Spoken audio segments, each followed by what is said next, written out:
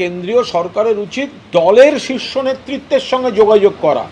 দল সিদ্ধান্ত নেবে দলের প্রতিনিধিত্ব কে করবেন, তার বদলে সম্পূর্ণ অনধিকারে সরাসরি সাংসদদের সঙ্গে যোগাযোগ করাটা অন্যায় কাজ, রীতিবহির্ভূত কাজ, নীতিবহির্ভূত কাজ।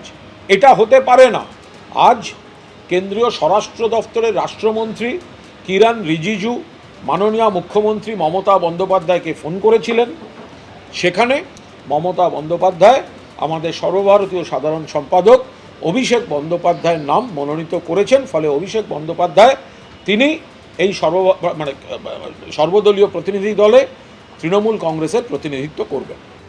যদি আক্রান্তদের পাশে দাঁড়ানো যায় সেটা অবশ্যই গ্রহণযোগ্য এবং সমর্থনযোগ্য, কিন্তু অপারেশন সিন্দুর এখনো শেষ হয়নি।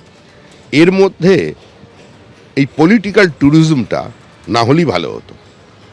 রাজ্যের মাননীয় মুখ্যমন্ত্রী যদি এই টিমটাকেই একটু মুর্শিদাবাদে পাঠাতেন যারা আক্রান্ত হয়েছে, আবার বিকাশ ভবনের সামনে গেলেও ভালো করতেন, যেখানে শিক্ষকরা আক্রান্ত হচ্ছে, শিক্ষকদের রাস্তায় ফেলে পিটিয়ে চোখ নষ্ট করে দেওয়া হচ্ছে, পা ভেঙে দেওয়া হচ্ছে। ওদের কাছে গেলে আমার মনে হয় ভালো হতো। বাকিটা তৃণমূল কংগ্রেসের যেটা ভালো বুঝেছেন করেছে। সরকার তো কেন্দ্রীয় সরকার তো ইউসুফ পাঠানকে সিলেক্ট করেছিল, বেছেছিল, কিন্তু অদ্ভুতভাবে ইউসুফ পাঠানের উপর মনে হয় মমতা বন্দ্যোপাধ্যায় ভরসা পাচ্ছেন না। কেন পাচ্ছেন না সেটা মমতা বন্দ্যোপাধ্যায় বলতে পারবেন। নাকি অভিষেক ব্যানার্জির বিদেশ যাওয়ার শখ খুব বেশি, কারণ মাঝে মাঝে উনি দুবাই যান, আমেরিকা যান। কিন্তু এই মুহূর্তে আমার মনে হয় এতে খুব বেশি রাজনীতি আমি আর আনতে চাইছি না।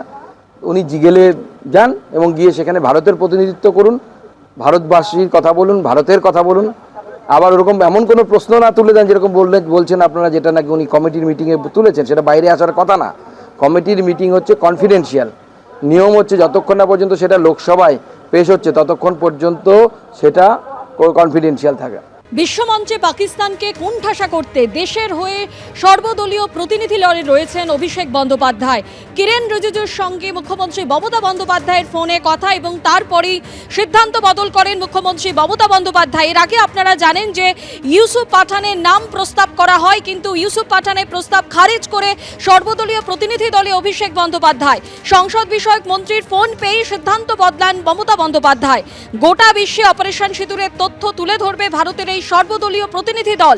তৃণমূল কংগ্রেসকে না জানিয়ে প্রতিনিধি দলে ইউসুফ পাঠানের নাম যোগ করা হয়। তখন প্রতিনিধি দলে কোনো সাংসদকেই না পাঠানোর সিদ্ধান্ত নেয় তৃণমূল।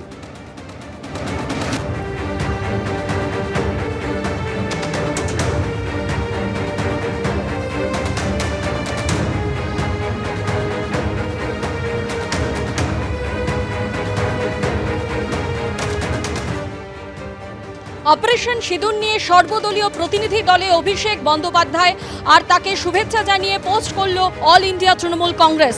তাতে তারা বলেছে, আমরা অত্যন্ত আনন্দের সঙ্গে জানাচ্ছি যে আমাদের মুখ্যমন্ত্রী মমতা বন্দ্যোপাধ্যায় সর্বদলীয় প্রতিনিধি দলের জন্য সর্বভারতীয় তৃণমূল কংগ্রেসের পক্ষ থেকে অভিষেক বন্দ্যোপাধ্যায়কে মনোনীত করেছেন, যিনি বিশ্বের সামনে সন্ত্রাসবাদের বিরুদ্ধে সোচ্চার হওয়ায় অংশগ্রহণ করবেন। যখন সারা বিশ্বের একত্রিত হয়ে সন্ত্রাসবাদের ক্রমবর্ধমান হুমকির মোকাবিলা করা প্রয়োজন, তখন অভিষেক অন্তর্ভুক্তি স্পষ্টতই দৃঢ় পদক্ষেপ। তার উপস্থিতি শুধু বাংলার সন্ত্রাস বিরোধী কঠোর অবস্থানকে তুলে ধরবে না, বরং আন্তর্জাতিক মঞ্চে ভারতের সম্মিলিত কণ্ঠকে আরও জোরদার করবে।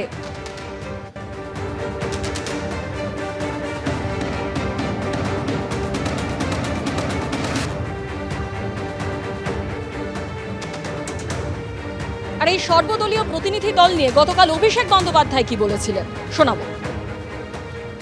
आपको अगर पार्लियामेंट्रियंस को भेजना है, और मुझे लगता है भेजना चाहिए, कोई दिक्कत नहीं है, लेकिन साथ में जो सेना के लोग लड़े, जो ऑपरेशन सिंदूर को सामने से लीड किया, आप उनको भी भेजो ना, वो ज़्यादा बता पाएंगे।